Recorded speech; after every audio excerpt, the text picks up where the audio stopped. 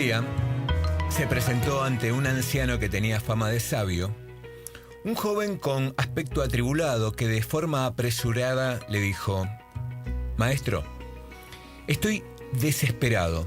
Me siento tan miserable que me faltan las fuerzas para emprender cualquier cosa. Pienso que no sirvo para nada y que mi vida es un fracaso. En realidad, nadie me escucha ni aprecia la buena intención de mis palabras. Me han dicho que vuestros remedios y enseñanzas son muy especiales. Estoy dispuesto a serviros en lo que necesitéis, pero por favor guiadme a la solución de mi problema. ¿Qué puedo hacer?». El anciano, sin casi mirarlo, le dijo: «Cuánto lo siento, muchacho. No puedo ayudarte ya que primero debo resolver mi propio problema. Quizás después». Y haciendo una pausa, agregó: «Si quisieras ayudarme tú a mí, yo podría resolver mi asunto con más rapidez y después tal vez podría ayudarte». «De acuerdo, maestro», contestó el joven, con un rayo de esperanza. «¿Qué puedo hacer yo por usted?». El maestro, quitándose el anillo que llevaba en el dedo pequeño de la mano izquierda, se lo entregó al muchacho y le dijo: «Este anillo debe ser vendido para pagar una deuda. Vete al mercado y trata de obtener la mayor suma posible, pero no aceptes menos de una moneda de oro. Vete cuanto antes y regresa con esa moneda lo más rápido que puedas». El joven tomó el anillo y apenas llegó al mercado, empezó a ofrecerlo a la gente, que al principio lo miraba con interés, hasta que llegado el momento en que el joven pedía una moneda de oro, se les encantaban. Algunos reían, otros le daban media vuelta. Tan solo un viejito fue tan amable como para tomarse la molestia de explicarle que una moneda de oro era muy valiosa para entregarla a cambio de ese anillo. En afán de ayudar, alguien le ofreció una moneda de plata y unos cacharros de cobre. Pero dado que el joven tenía instrucciones de no aceptar menos de una moneda de oro, rechazó la oferta. Después de ofrecer su joya a toda persona que se cruzaba en el mercado y sintiéndose abatido por su fracaso, regresó a la casa del sabio mientras se decía apesadumbrado: «Si aunque sea dispusiera de una moneda de oro, se la entregaría inmediatamente al maestro». Entró en la habitación y dijo: «Maestro, lo siento, no es posible conseguir lo que me pediste. Quizás pudiera conseguir 2 o 3 monedas de plata, pero no creo que yo pueda engañar a nadie respecto al verdadero valor del anillo». «Qué importante lo que dijiste, joven amigo», contestó sonriendo el maestro. «Debemos saber primero el verdadero valor del anillo. Vuelve al mercado y vete al joyero. ¿Quién mejor que él para saberlo? Dile que quieres vender el anillo y pregúntale cuánto daría él. Pero no importa lo que ofrezca, no se lo vendas. Vuelve aquí con mi anillo».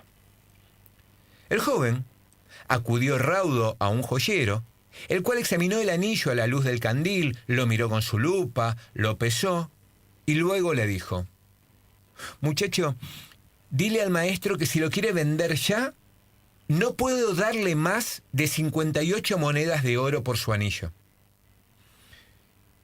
«¿58 monedas?», exclamó el joven.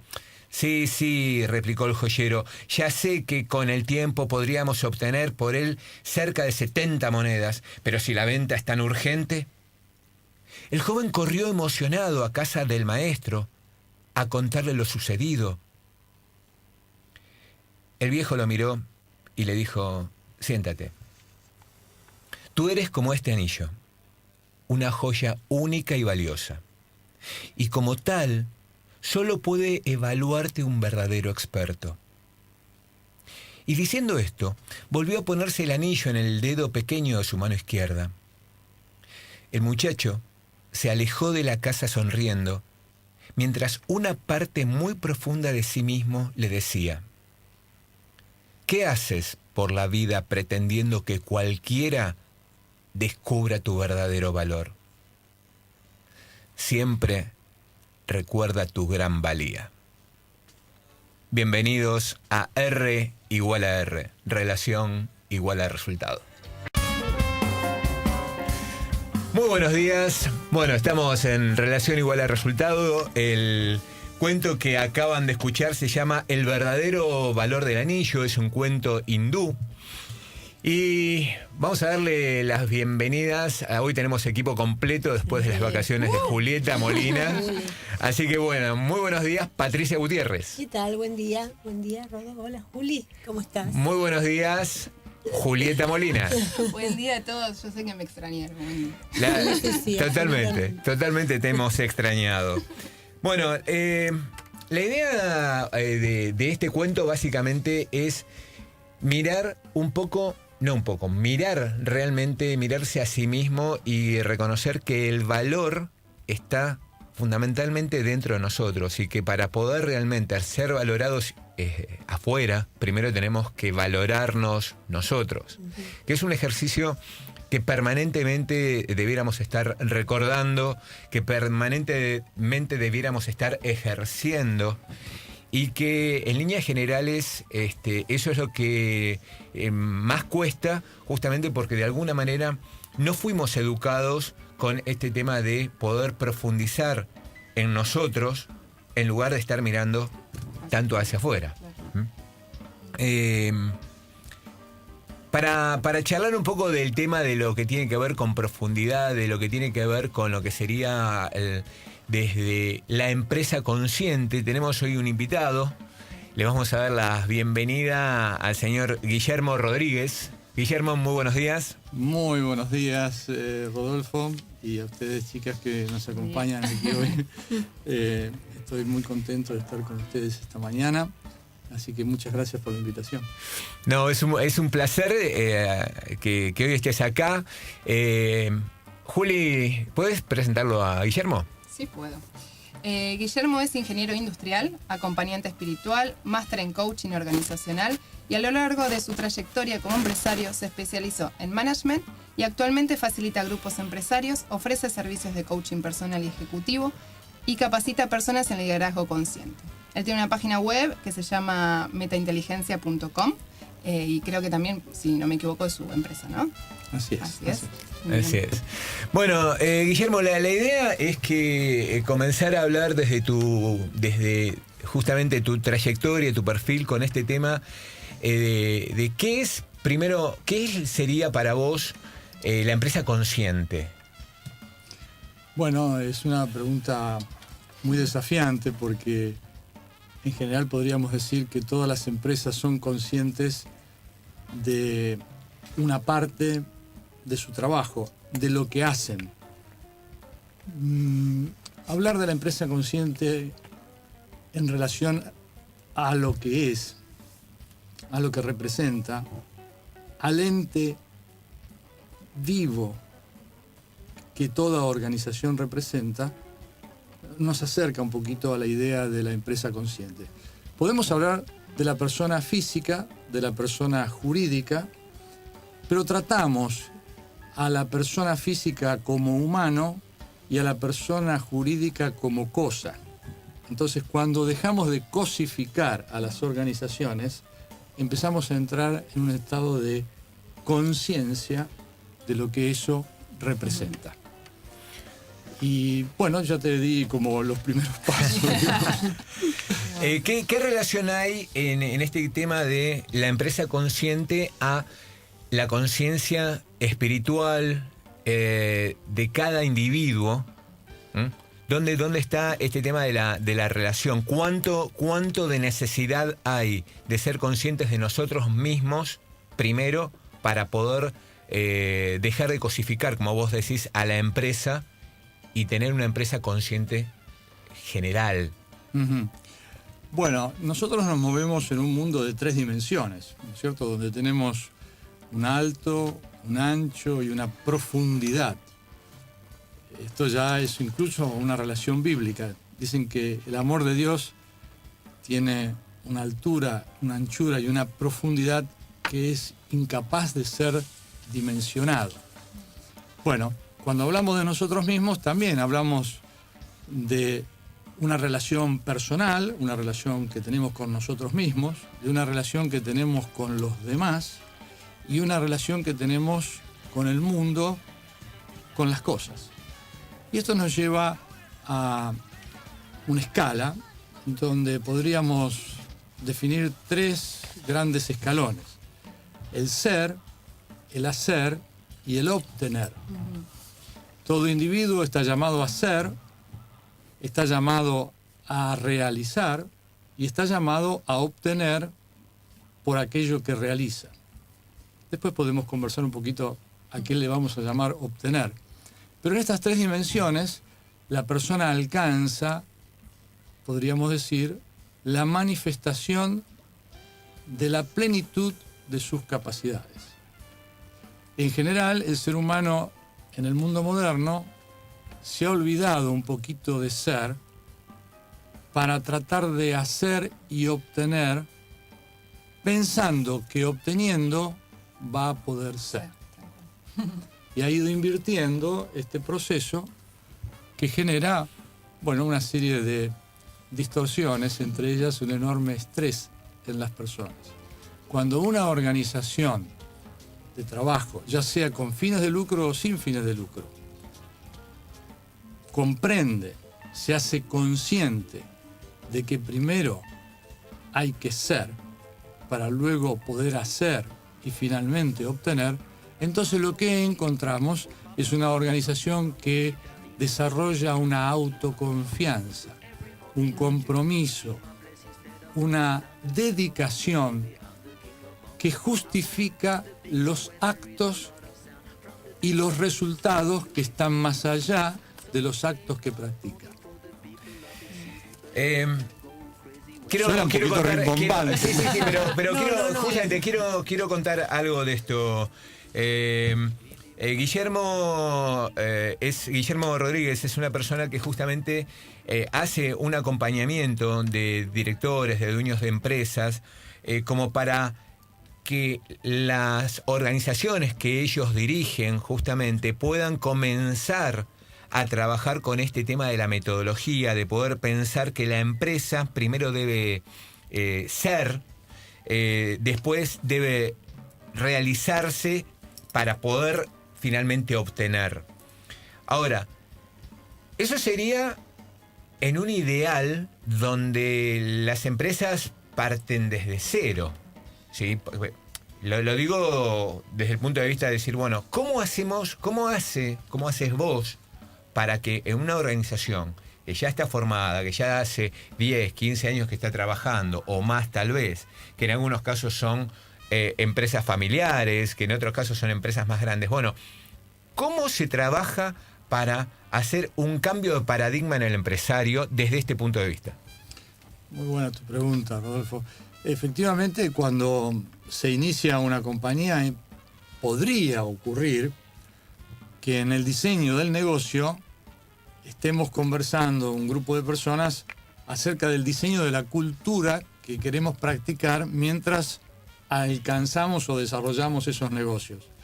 Pero no ocurre así. En general, los startups, los inicios de negocios tironean mucho por el lado de qué es lo que vamos a hacer y qué es lo que vamos a obtener, porque la gran motivación viene por allí, ¿no? Uh-huh. Y a veces la cultura se deja un poquito de lado. Sin embargo, yo voy notando que las nuevas generaciones tienen bastante en cuenta el modo en que van a hacer las cosas y les preocupa, les ocupa dimensionar o hasta diseñar cómo quieren contribuir al mundo, de qué modo lo quieren hacer, además de lo que van a hacer y de lo que van a obtener.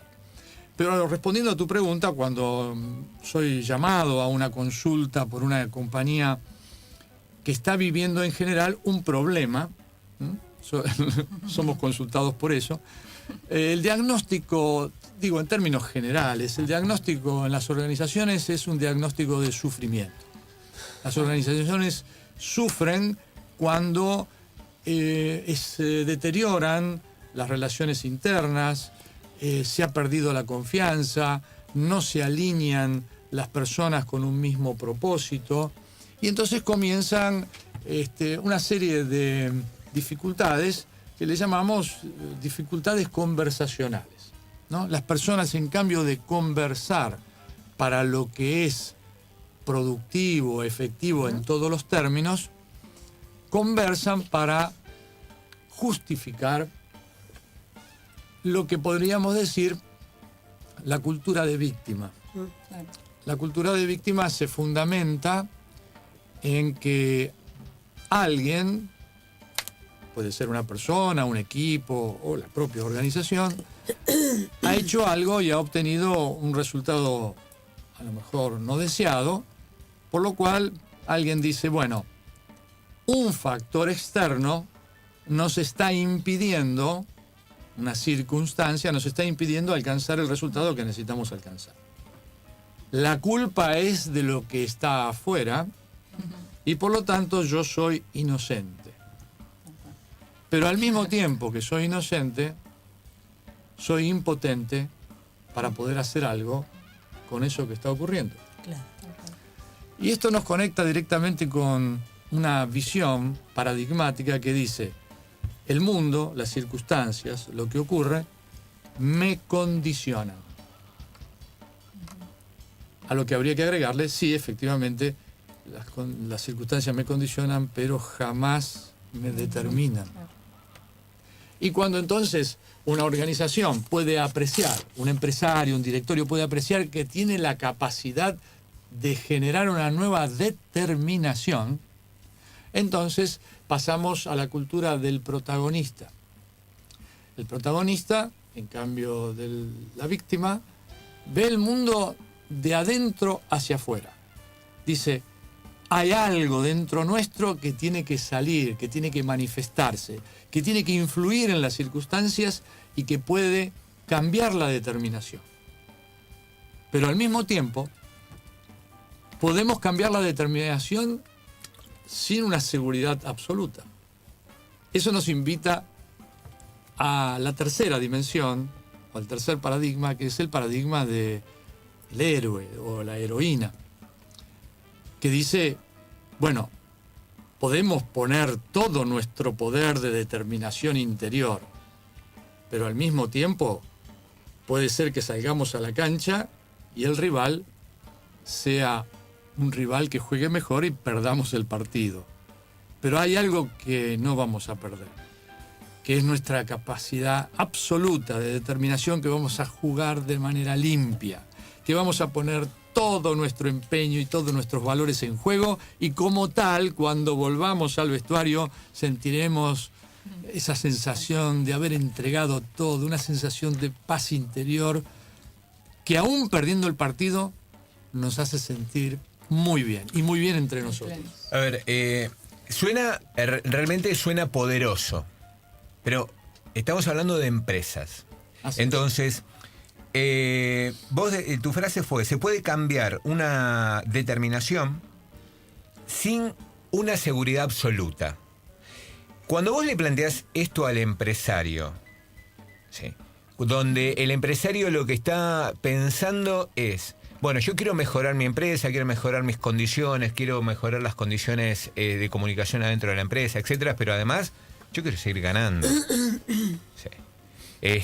Y este tema de pensar en que puedo cambiar, pero la verdad que en todo este proceso no sé si el resultado va a ser el que quiero. Sí. O vos estás planteando, mirá, el resultado, vos haces esto, pero no estamos garantizando. ¿Qué respuesta recibís? Bueno, me encanta la forma en que lo estás planteando, porque permite una apertura y también al mismo tiempo una mayor profundización, ¿no? Laburamos como coach también. Así es, y se nota mucho. Bueno, nosotros decimos que el resultado es la consecuencia de aceptar un reto, un desafío, multiplicado por la capacidad que tenemos de dar respuesta a ese desafío. Es decir, si yo quiero obtener un resultado determinado en la empresa, es porque he decidido aceptar el reto de presentar un producto, un servicio en un mercado determinado. Uh-huh. Aceptar significa algo que en general no se practica. ¿Por qué? Porque los empresarios no están muy de acuerdo con el desafío. Les gustaría que las condiciones fuesen distintas, que los clientes compren de otra manera, que los clientes paguen de otra manera, que los competidores se muevan de formas diferentes a lo que lo hacen, etcétera, etcétera.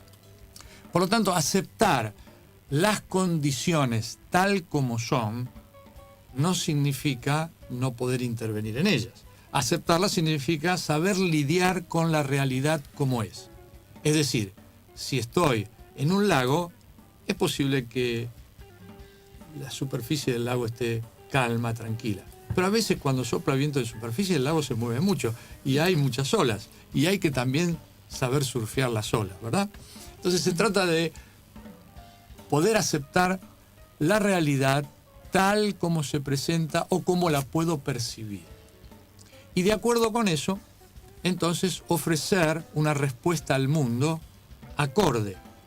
Es decir, si yo quiero ser concertista de guitarra, lo más probable es que tenga que aprender guitarra y una vez que sepa tocar un poco la guitarra, tendré que practicarla unas 10.000 horas para poder llegar a ser concertista.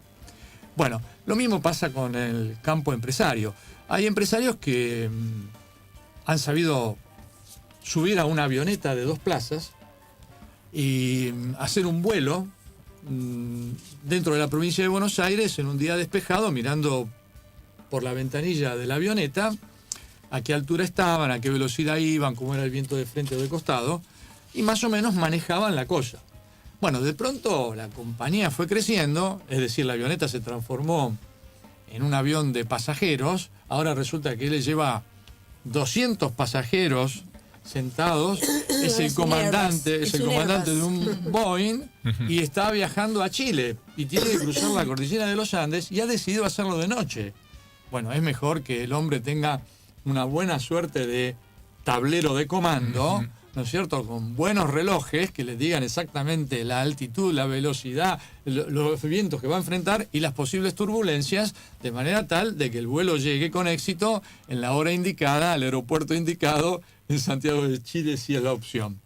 Por lo tanto, y que además los pasajeros lleguen en perfecto estado, alineados, diría yo, cada uno en su asiento y con el cinturón bien apretado. Bueno, es decir, dar la respuesta adecuada para que podamos intervenir en las circunstancias significa estar preparados. Y la preparación tiene 2 grandes caminos. Tiene la preparación técnica, aquella preparación que es necesaria para el tipo de problema que enfrentamos. Es decir, si estamos en el mercado de la odontología, bueno, tenemos que ser odontólogos y conocer muy a fondo las técnicas de la odontología. Pero además de eso, necesitamos tener una preparación integral en el campo que está más allá de lo técnico. Es decir, de la integridad que como personas y como organización queremos poner en juego. Bien, te corto acá. Ahí me interesa que en el próximo bloque hables de justamente la integridad de una empresa y qué es integridad en este caso adentro de la empresa. ¿Sí? ¿Vamos a corte? Sí. Listo. Muy bien, volvemos a Relación Igual a Resultado. Este es el programa de radio de la RIF, la Red Internacional de Facilitadores, que el objetivo es difundir buenas prácticas a través de charlas dentro de las empresas, en cámaras, en asociaciones y teniendo mesas redondas como para poder escuchar requerimientos y necesidades y por supuesto, bueno, difundiendo a través de la radio con nuestros invitados que están asociados a este tema de poder difundir buenas prácticas, como en este caso con Guillermo Rodríguez, que es el titular de Meta Inteligencia, y vamos a seguir charlando con él con respecto a todo lo que es Meta Inteligencia y estábamos hablando de lo que era la integridad de la empresa. Pero antes queremos que Julieta complete los datos de ¿Cómo te puedes comunicación, comunicar? tal cual. Exactamente. ¿Cómo te puedes comunicar con nosotros? Lo puedes hacer por mail fmradiorif@gmail.com. Nos puedes buscar en Facebook, Relación Igual a Resultado, y estamos en Twitter, FM Radio Rif. Ahora sí podemos seguir con metainteligencia y más Guillermo. ¿Qué Bien. es la metainteligencia, Guillermo? La metainteligencia es la disciplina que busca promover lo que está más allá de la inteligencia. Meta justamente es el prefijo que nos invita al más allá, ¿no? Y entonces, ¿qué es lo que está más allá de la inteligencia humana? Es la inteligencia universal, es la conciencia pura o pura conciencia. Para los que tienen una relación religiosa o de fe, podríamos decir el encuentro con el Dios que nos habita, con la luz que está en mí y puede reconocer la luz que está en ti. Cuando los seres humanos nos encontramos en el cuerpo superior, es decir, en el cráneo, y nos interrelacionamos mediante la mente para tratar de dilucidar los problemas, resolver las cuestiones prácticas, sobre todo en las organizaciones y para no escaparnos de allí, bueno, damos de sí lo mejor, pero cuando todo ese cerebro es alimentado o es iluminado desde la conciencia mutua, entonces las organizaciones ingresamos en lo que se llaman los acuerdos mutuos. Es necesario poder ir más allá de lo que tú sabes o lo que yo sé para encontrar lo que es verdaderamente importante para los dos. Cuando en una organización un subdepartamento quiere sobresalir sobre otro subdepartamento y perdemos la noción del negocio global, tenemos lo que llamamos conflictos internos, disputas internas, en cambio de tener una misión o una visión compartida, un aprendizaje mutuo en general. Por supuesto, metainteligencia es mucho más que esto. Metainteligencia es una invitación a la experiencia de la quietud que forma parte de esa inteligencia universal que nos permite de pronto experimentar el movimiento en paz. Sí, esto que llama tanto la atención, pero ¿se puede trabajar en paz? Dice la gente, no se puede. Bueno, yo hago un ejemplo bastante sencillo. Si tú tienes el auto estacionado en la puerta de tu casa, digamos, y sales, vas hacia él, vas a encontrar que el auto en ese momento está quieto, está estacionado, está en posición de descanso. En cuanto tú te subes, enciendes el motor y comienzas a moverlo, el auto sale de la posición de descanso y puede o no perder la quietud. Sería el caso, por ejemplo, de una persona que pone la primera marcha y se mueve suavemente, se desliza por un pavimento suave, ¿verdad? Entonces el acompañante, si hubiese ocasionalmente un acompañante, dice: qué bien que está este auto, qué cómodo, qué confortable, qué bien que se mueve, qué bien que anda este auto, dice, ¿no? Bueno, en cambio si una persona pone la primera y sale, ¡bum!, corriendo, derrapando, casi como corriendo el Dakar, digamos, porque está muy apurado, apresurado, es posible que las condiciones de quietud se pierdan. Hace poco, muy poco, a raíz de una visita que tuve a Perú, participando de una charla de Freddy Kaufman, hubo algunas enseñanzas para mí en lo personal que me llamaron mucho la atención. Por ejemplo, la diferencia que existe entre la voz habitual y la voz natural. Y de pronto fue como una pregunta muy honda, ¿no? Guillermo, ¿cuál de estas dos voces utilizás y por qué? Y entonces, en esa indagación personal y profunda, fui descubriendo que usaba mucho más la voz habitual, la voz aprendida, la voz que se fue formando durante los años, particularmente la voz que se formó en la primera infancia, la voz que respondía con los cuidados de no desengañar a los padres o no desobedecer a los padres o evitar ciertos, entre comillas, castigos propios de alguna situación indeseada de niño, de alguna travesura, etc. De esa voz que se fue formando a través de los distintos maestros que fueron formándome a lo largo de la vida y que fueron inculcándome y que también fueron condicionándome en las respuestas ya enlatadas, digo, ¿no? Que se desactualizan, que me hacen permanecer en el pasado. Bueno, esa voz a la que llamo entonces voz habitual, para hacerlo un poquito más sintético, se diferencia de esa voz natural que surge de un estado mucho más profundo, un estado de comunicar lo que en verdad soy. Y entonces aquí es donde la metainteligencia hace preguntas muy sustanciales en las organizaciones. Por ejemplo, ¿quiénes queremos ser cuando hacemos lo que hacemos?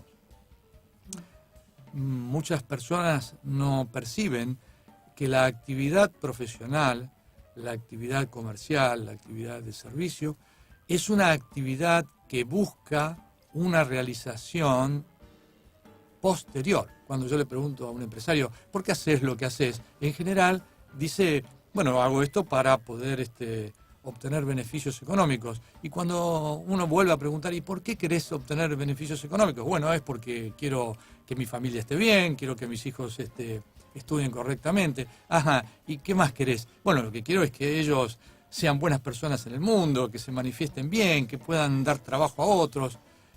Y yo lo que escucho cuando una persona dice eso es, esta persona lo que quiere es dejar una huella muy significativa en este paso por el mundo, un epitafio que diga, aquí vivió un ser de paz que trajo alegría, que trajo amor, que manifestó el amor en su estadía. Bueno, esto es ir más allá de la inteligencia, ¿no? Es reunirnos con la verdadera inteligencia. Guillermo, yo no siento realmente dentro de las organizaciones que primero se busque justamente que el epitafio diga aquí yace un ser de paz, sino que mi sensación desde el punto de vista organizacional es que se busca más el resultado concreto, tangible, mensurable, ¿sí? Lo digo en el sentido de, vos estás hablando de una voz habitual versus una voz natural, ¿sí? Y yo lo que interpreto por esto de la voz natural, que tiene que ver con una voz intrínseca, ¿sí? Efectivamente. Bien. Mientras que la voz habitual tiene que ver más con lo externo, tiene que ver más con el resultado concreto, tiene que ver más con producción, venta, resultado económico. ¿Cuál es la voz natural de la empresa? ¿Cuál sería es más, si podrías citar como casos más concretos, ¿no? Sí, concretamente sí. Mira, voy a poner un caso que me parece más relevante y fundamental. Conversando hace unos pocos días en un directorio acerca del presupuesto de ingresos y egresos, el presupuesto económico y financiero de la compañía para el año 2016, se discutía acerca de ciertos parámetros, sobre todo comparándolo con los parámetros del año anterior y las condiciones vigentes para el mercado argentino, la nueva economía, etcétera, etcétera. De repente, bueno, en esa escucha yo propuse, díganme, ¿y qué es lo que a ustedes les gustaría hacer? Y esta pregunta disparó una conversación bastante amplia en cómo se puede crear futuro. En general, las organizaciones tratan de develar el futuro y cómo se van a acomodar a ese futuro que se puede ir develando. Y esto, en cambio de desarrollar todo el potencial organizacional, es decir, sacar toda la naturaleza que tiene la organización, restringe ese potencial. En cambio de hacernos grandes, nos hacemos pequeños, nos empobrecemos. Estamos trabajando más por lo que falta que por lo que abunda. Entonces, concretamente, la voz natural nos invita a potenciar todo eso que ya está dentro de la organización y manifestarlo a través de un presupuesto que es lo que queremos que ocurra, no lo que aseguramos que va a ocurrir, sino que manifestando aquello que queremos, entonces alineamos todo el potencial de los individuos en cada uno de los sectores. ¿Qué es lo que a vos te gustaría que ocurra en tu sector? Manifestalo. ¿Qué es lo que a vos te gustaría en el otro sector? Unamos esto y manifestemos un presupuesto de máxima aspiración. Por supuesto, contemplando los escenarios y sabiendo que no podemos crearnos ilusiones falsas, pero sí que estamos destinados a crear un futuro mayor que el que en general resulta de tomar los datos del año anterior y proyectarlos para el nuevo año y condicionarlos a las expectativas del mercado. Esto es algo bien concreto, le llamo crear futuro y en general es muy bien recibido porque justamente promueve las conversaciones que tienden a fortalecer las relaciones. En cambio de trabajar en la competencia entre los seres, se trabaja en la colaboración.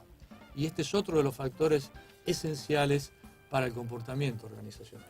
Y pero ¿cuáles son los obstáculos con los cuales te encontrás a la hora del planteo? Sobre todo teniendo en cuenta, digamos, como este tema de áreas diferentes, ¿sí? Que el área de ventas va en oposición con el área de costos o de gastos. ¿Por qué? Porque uno trata de restringir y de tener el menor gasto posible, mientras el área de ventas, marketing, trata de proponer un desarrollo de promoción, un desarrollo de inversión. Entonces, ¿cómo empieza a jugar ahí las individualidades? Justamente esto es lo que llamamos diálogos apreciativos, ¿verdad? Ahí quería llegar. Claro, Tenía la porque, pregunta ahí. A ver, bueno, hacela. Claro, porque ahora, solo para decirte cuál era mi pensamiento, si lo que vos decías me sonaba a planificación de escenarios por parte de las empresas, que es una práctica común para ver cómo reaccionar y demás, anticiparse de ser posible o tener un plan de contingencia, etcétera. Si vos lo que proponés, por el contrario, es crear futuro, te iba a preguntar si, como herramienta, los diálogos apreciativos son una herramienta poderosa, digamos. Sin duda ¿Qué alguna. tienen? ¿Cuáles son los valores? Claro. ¿Qué es lo bueno que hay? Tenemos que partir de la base de que una organización es un conjunto de personas. Pero definí diálogos apreciativos. A eso voy, eso iba. Okay. Iba justamente a eso. La organización es un conjunto de personas que conversan para obtener resultados. Entonces, el modo de la conversación que sostienen afecta los resultados y afecta el bienestar de las personas. El estado anímico, intelectual, físico que va a sostener cada individuo. Porque salimos bien de una conversación o salimos heridos, salimos mal, ¿verdad? Entonces, el tipo de conversación que llamamos diálogo apreciativo es el que nos va a facilitar encontrarnos y comprendernos mutuamente. Es decir, que cada persona pueda manifestar la riqueza de lo que tiene para aportar y sea respetada en esa riqueza y sea incorporada en esa riqueza, hace con que las personas nos podamos alinear todos en una misma dirección. Por supuesto, esto no es un acuerdo absoluto y total, es el acuerdo posible que hay que construir. Esto que el presidente ha denominado el arte de construir acuerdos, ¿verdad? Uh-huh. Bueno, el acuerdo siempre es algo deseable, aunque, como tratamos entre seres humanos, es bueno tener presente que cada acuerdo puede convivir con una alternativa al mejor acuerdo. Es decir, construir diálogos apreciativos no significa que no hay diferencias, no significa que El BATNA, pueden... hablabas del BATNA. Exactamente, hablaba del BATNA, que es O el MAN. el MAN también, el mejor acuerdo posible para una negociación. Y entonces, o algunos le llaman el plan B, digamos, para simplificarlo más aún, esta posibilidad de tener alternativas que faciliten. Pero cuando una cultura decididamente quiere construir el diálogo apreciativo, entonces las partes se unen para que cada uno pueda manifestar lo que tiene de bueno para aportar. Porque en general tenemos que partir del principio que las personas que están trabajando en una organización, cada una en su sector, quiere para sí lo mejor, pero siempre tiene que tener la mirada del bien común y no del bien individual. Propio. Está. ¿Cómo se construye la integridad en una empresa? Vos hablabas del sufrimiento de la empresa, ¿sí? Sí. Bueno, el sufrimiento se da básicamente cuando a través de una experiencia dolorosa, la circunstancia de ese dolor permanece abierta, permanece viva a través del tiempo. Nosotros podemos sentir un dolor, pero no, podemos no experimentar sufrimiento. Es decir, si alguien en el colectivo me pisa un pie, y sobre todo si es una dama y tiene un taco muy fino, seguramente me va a producir un dolor muy fuerte. Pero si en el momento la señora me dice, uy señor, disculpe porque sin querer la he pisado, ese dolor inmediatamente comienza a disminuir Absolutamente. o casi a desaparecer. Es posible que hasta me quede un moretón y de alguna forma experimente más tarde cierto recuerdo. Pero el perdón que ella solicitó, eso ya me liberó enormemente. En cambio, si la persona no me hubiese pedido perdón, si ella se hubiese negado a que me ha pisado, que la culpa era mía, no sé qué, los pensamientos que me hubiesen quedado de esa situación me hubiesen llevado a una práctica de sufrir. Qué mal que se viaja, te pisan en todos lados. Eso- Puro mismo- cortisol. Ese mismo ejemplo llevado a la empresa. Muy ¿cómo bien. sería? Esto es así cuando en las compañías no se escucha, cuando en las compañías no se considera al otro en su realidad psíquico-emocional, ¿no es cierto? Y entonces las personas quedan atrapadas en el tiempo, se escapan del presente. Entonces tenemos resentimiento, tenemos frustración, tenemos emociones que básicamente englobamos en la palabra sufrimiento. Es esa descolocación o pérdida temporoespacial, a la cual denomino así, temporoespacial, que es el traslado de la realidad a una realidad inexistente, el pasado.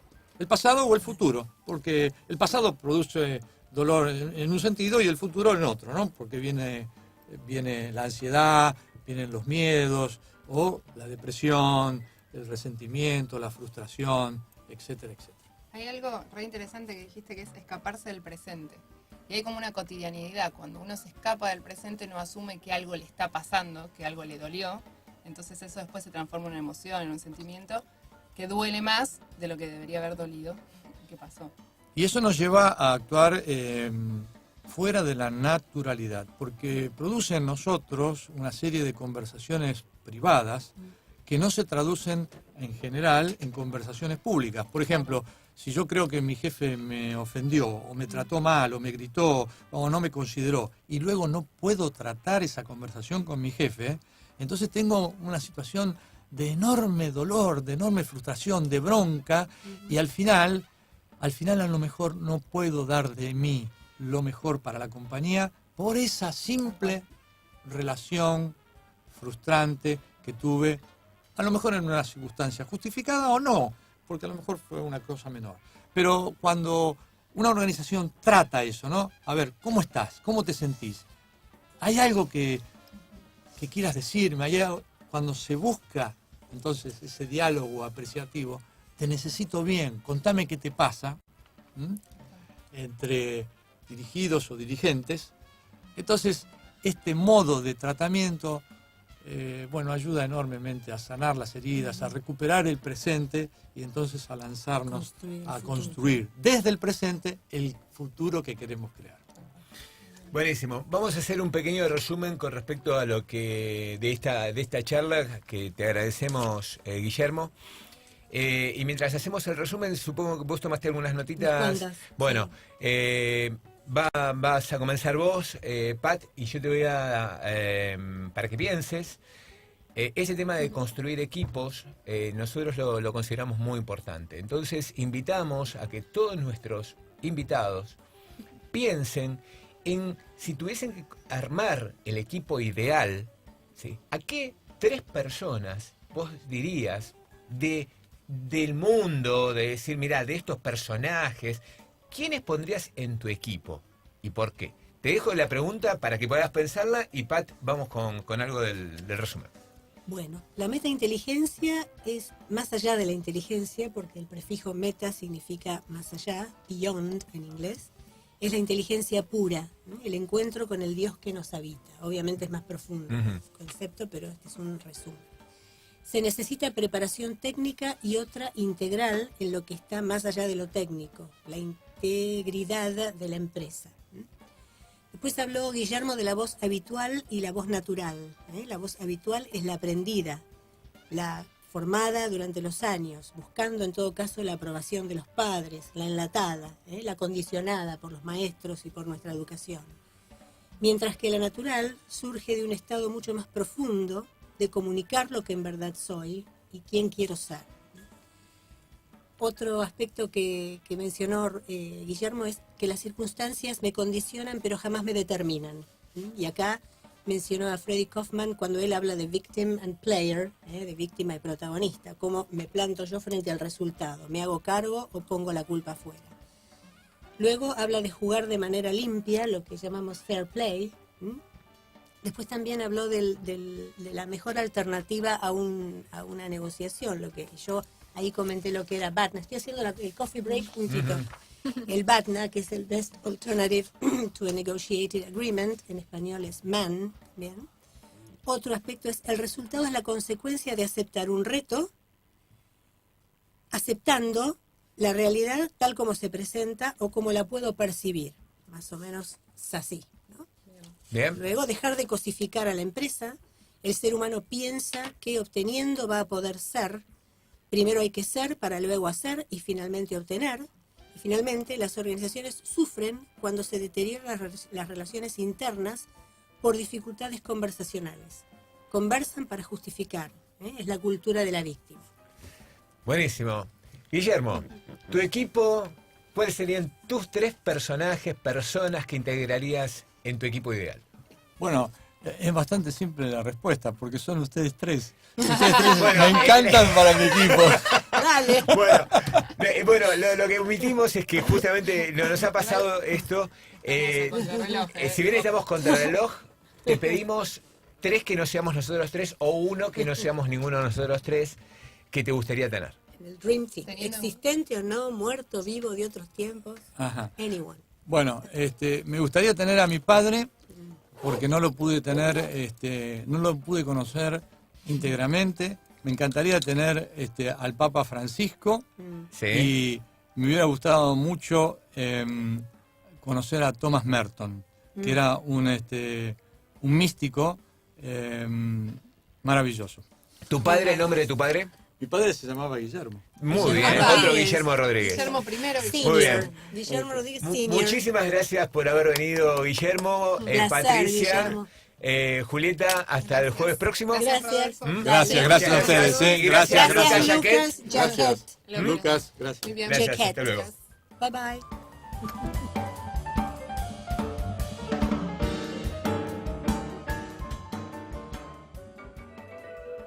Te acompañamos donde quiera que estés. Radio Palermo 93.9.